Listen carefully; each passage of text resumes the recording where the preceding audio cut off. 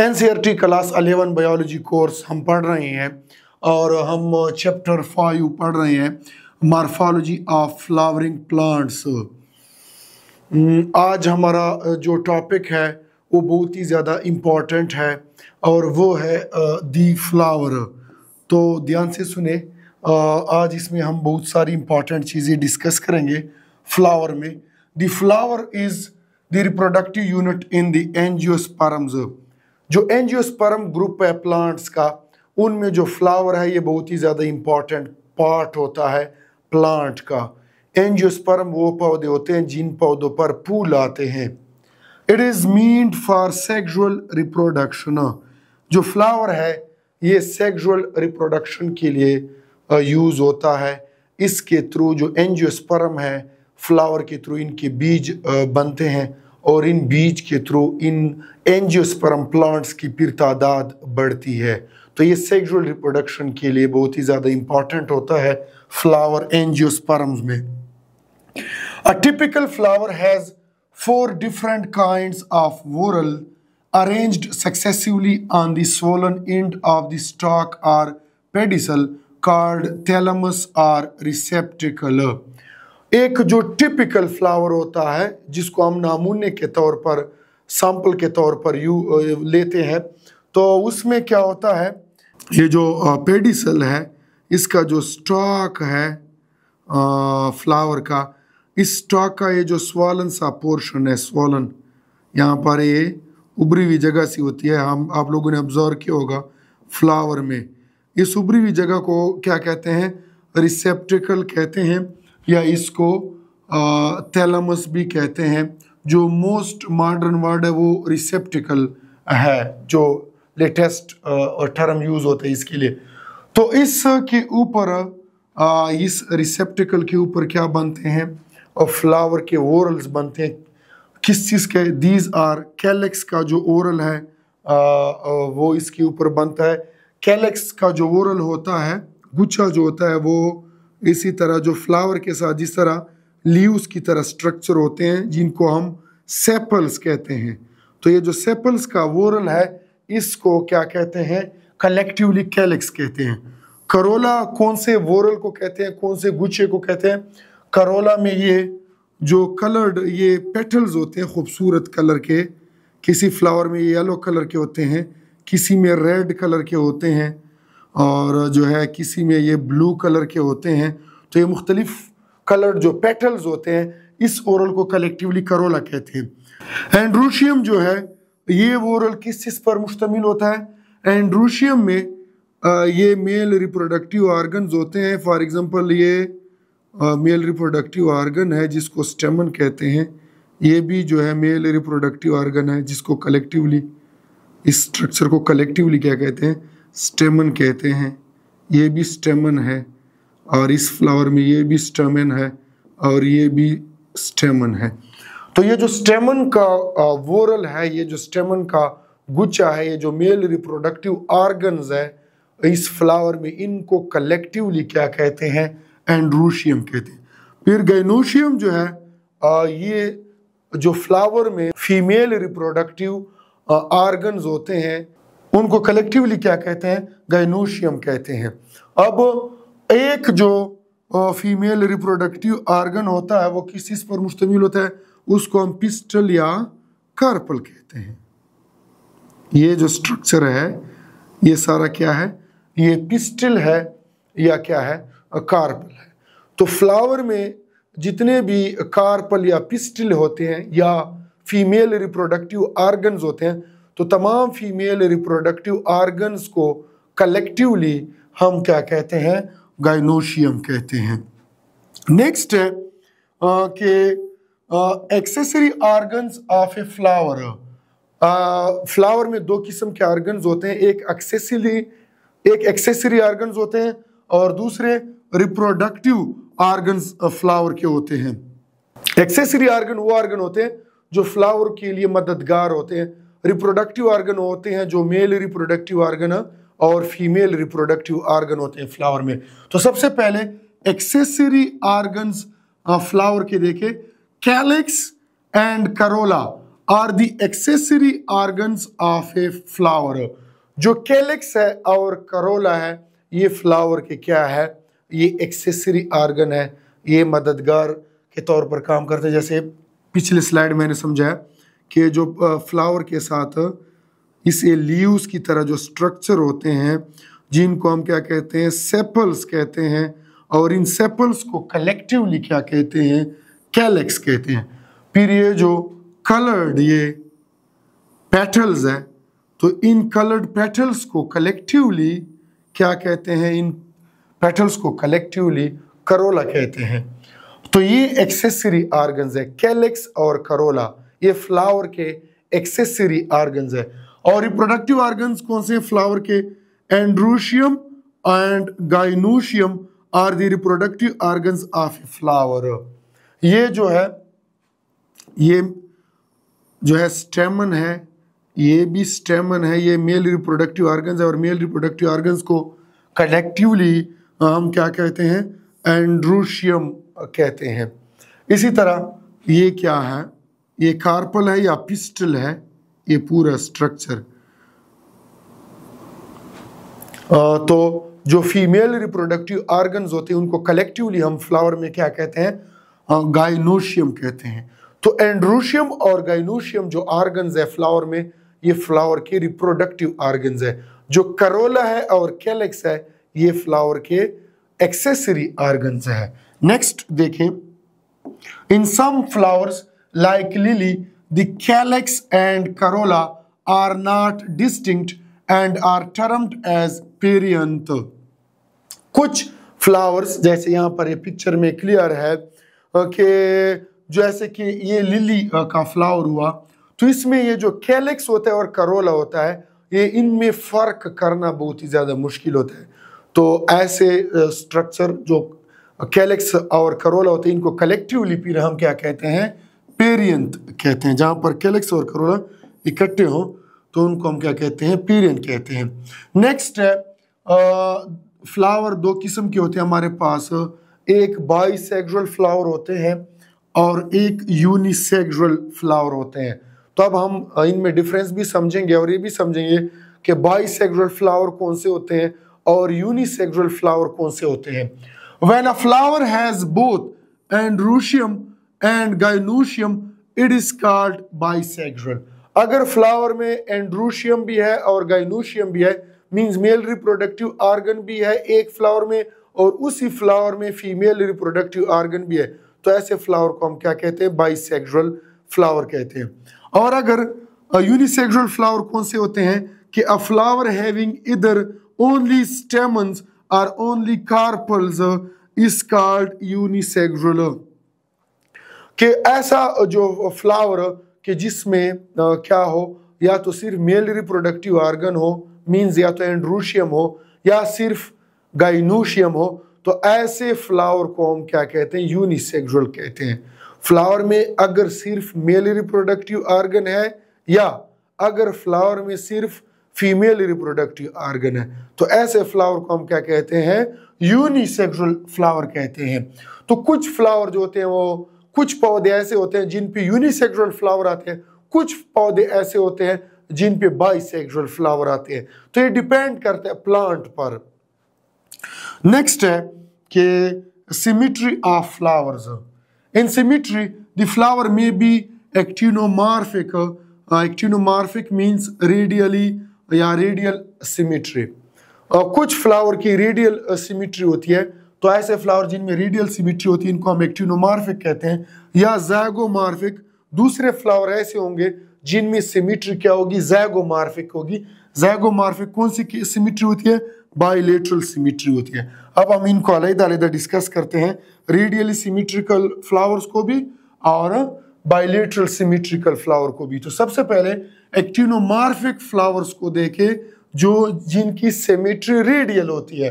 When a flower can be divided into two equal radial halves in any radial plane passing through the center, it is said to be actinomorphic. For example, mustard, datura और chilli.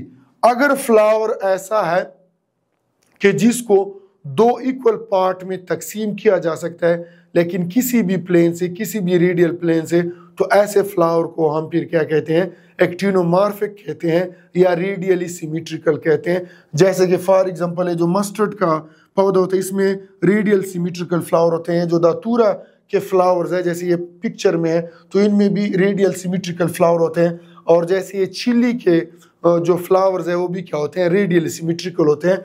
For example ये जो flower है, इसको दो equal part में तकसीम किया जा सकता है। इस एंगल से भी इसको दो इक्वल पार्ट में तकसीम किया जा सकता है, इस एंगल से भी, और इसको दो इक्वल पार्ट में तकसीम किया जा सकता है इस एंगल में भी। तो कई एंगल से इस फ्लावर को टू इक्वल पार्ट में डिवाइड किया जा सकता है। तो ऐसे फ्लावर को फिर हम क्या कहते हैं, ऐसे स्ट्रक्चर को, ऐसी चीज को हम फिर क्या कहते हैं, रेडियली सिमेट्रिकल कहते हैं। या फिर फ्लावर में यहाँ पर हम इनको एक्टिनोमॉर्फिक फ्लावर भी कहते हैं। ज़ाइगोमॉर्फिक फ्लावर्स मींस जो है bilateral symmetrical flowers when it can be divided into two similar halves only in one particular vertical plane, it is zygomorphic. For example, pea, gulmohar, bean and cassia, ये गुलमोहूर का flower है। तो ऐसा फ्लावर जिसको दो इक्वल पार्ट में तकसीम किया जा सकता है, लेकिन सिर्फ एक एंगल से, और वो एंगल भी क्या, इस तरह वर्टिकल एंगल में। अब ये फ्लावर है, फॉर एग्जांपल ये इसकी इस तरह पेटल्स है, इसी तरह ये इसके क्या है, पेटल्स है, 5 पेटल्स है इस तरह, ये 4 और ये 5। तो इस फ्लावर को दो इक्वल पार्ट में तकसीम किया जा सकता है, लेकिन सिर्फ इस एंगल से। तो इस वजह से ये जो गुलमोहर का वो है फ्लावर है, ये क्या है, बाइलेटरल सिमेट्रिकल है। या ऐसे फ्लावर को हम फिर क्या कहते हैं, ज़ाइगोमॉर्फिक फ्लावर कहते हैं। नेक्स्ट है एसिमेट्रिक फ्लावर्स। एसिमेट्रिक मींस वो चीज जिसकी कोई सिमेट्री ना हो। तो वो फ्लावर जिनकी सिमेट्री ना हो मींस जिसको दो इक्वल पार्ट में डिवाइड नहीं किया जा सकता, किसी भी एंगल से, किसी भी प्लेन से उसको दो इक्वल पार्ट में तकसीम नहीं किया जा सकता।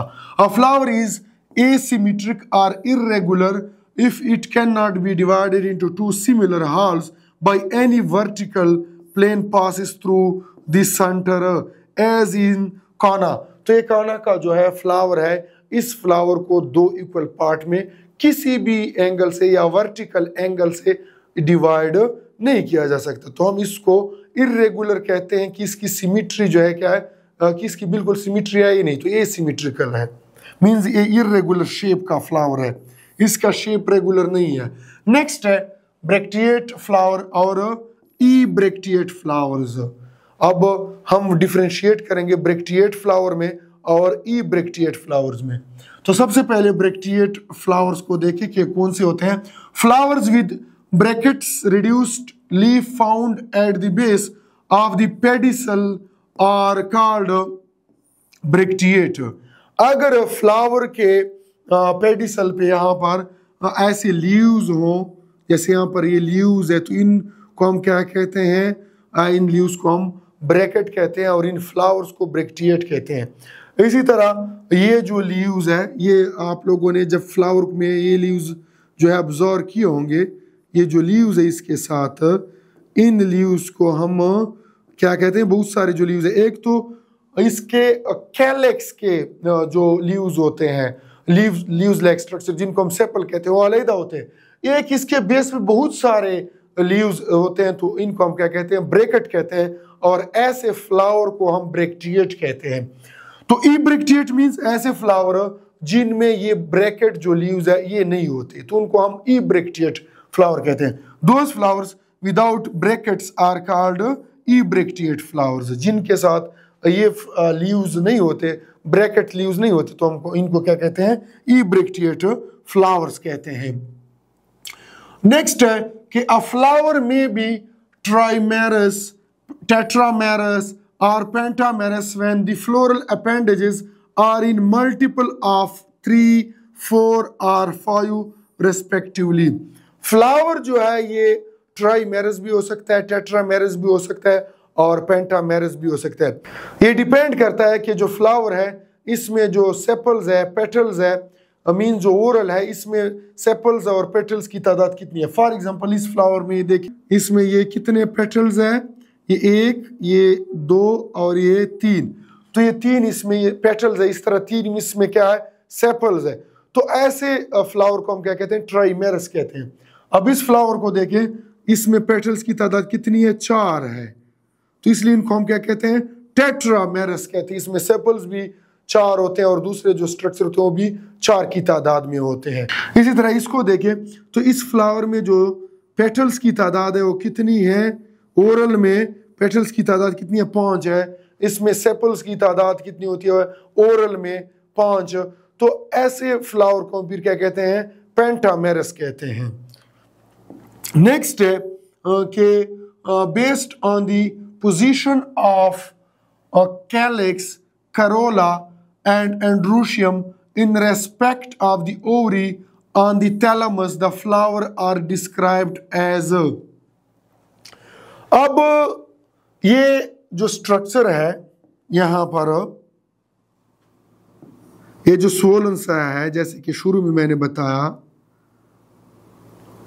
ये सोलन से जो जहां पर ये मैं डाल रहा हूं, ये क्या है, ये थैलेमस है, ये थैलेमस।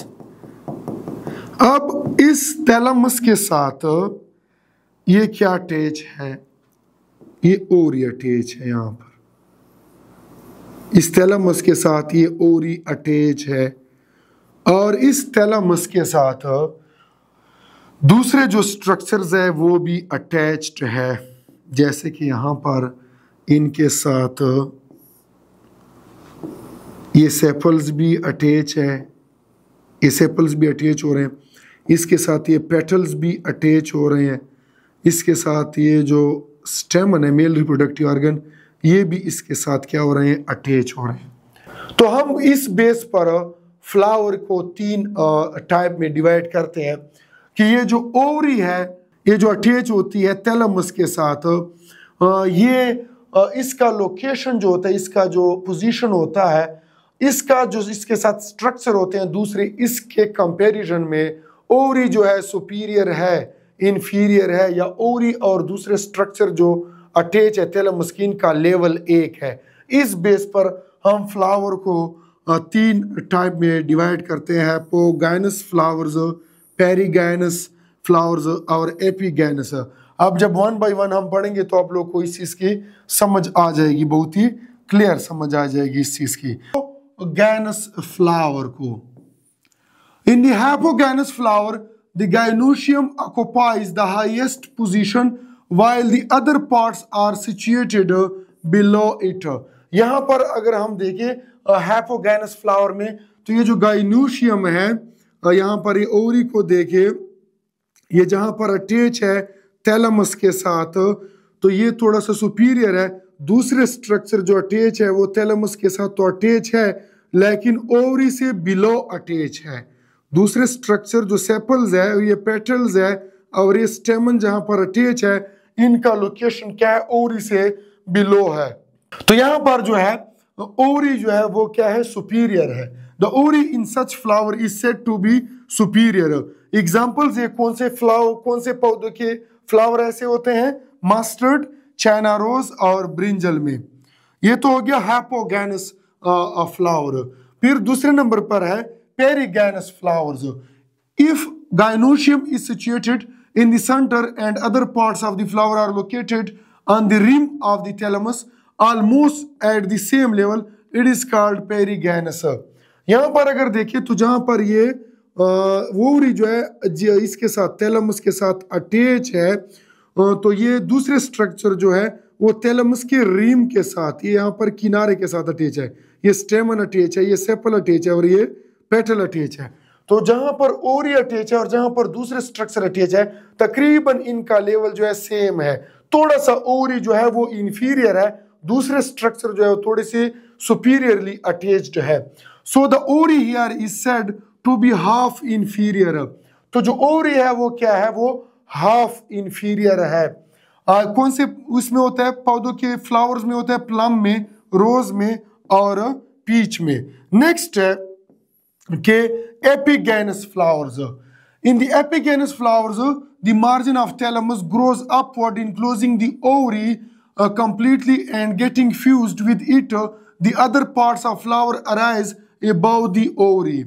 ये जो एपिगेनस फ्लावर होती है इसमें क्या होता है कि ये जो इसके मार्जिन्स है, ये जो वो है थैलमस, इसके जो मार्जिन्स है ये ऊपर की तरफ गई हुई है। ये जो हमारे पास ये थैलमस है इसके जो मार्जिन्स है ये क्या है, ऊपर की तरफ गई हुई है। और इसने ये ओवरी जो है, ओवरी को हर तरफ से सराउंड किया है। और इसके साथ जो दूसरे ये सेपल अटैच है, ये ऊपर की तरफ अटैच है, ये ऊपर की तरफ, ये जो पेटल है ये भी ऊपर की तरफ, ये जो स्टेमन है ये भी ऊपर की तरफ अटैच हो रहे हैं। तो ओवरी जो है वो कंप्लीटली इंफीरियर है, दूसरे स्ट्रक्चर क्या है, सुपीरियर है। Hence the ovary is said to be inferior as in flowers of guava. ये जो अमरूद गावा के फ्लावर होते हैं उसमें ऐसे होता है कि जो ओवरी होती है बिल्कुल क्या होता है, इंफीरियर होती है, और जो दूसरे स्ट्रक्चर है वो ऊपर की तरफ होते हैं। कोकम्बर जो है, कीड़ा जो होता है इसमें, और दी रे फ्लोरेट्स ऑफ सनफ्लावर, और सनफ्लावर में जो छोटे छोटे फ्लावर होते हैं अंदर बहुत सारे, उनमें ये सूरत हाल होती है। सो ये था आज बहुत ही इंपॉर्टेंट टॉपिक फ्लावर के हवाले से। नेक्स्ट लेक्चर में हम पार्ट्स ऑफ द फ्लावर पढ़ेंगे, वो भी बहुत ही इंपॉर्टेंट टॉपिक है।